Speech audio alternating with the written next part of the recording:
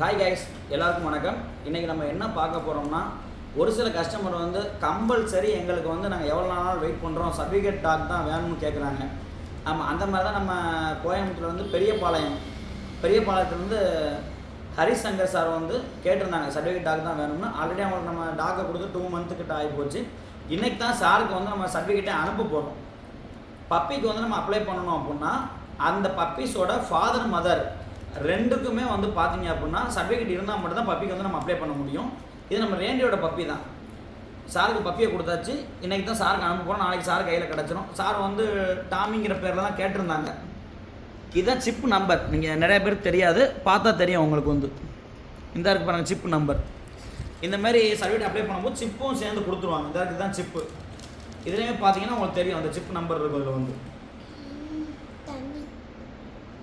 இதை வந்து இப்போ அப்ளை பண்ண மாட்டாங்க.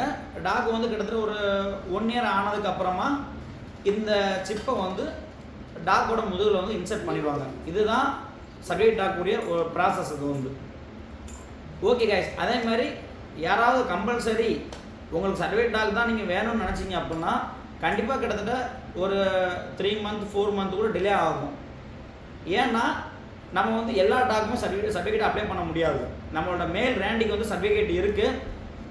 எந்த ஃபீமேலுக்கு வந்து சர்டிஃபிகேட் இருக்கோ அதோட பப்பிக்கு மட்டும்தான் நம்ம சர்டிஃபிகேட் அப்ளை பண்ண முடியும். ஓகே கைஸ், நன்றி, வணக்கம்.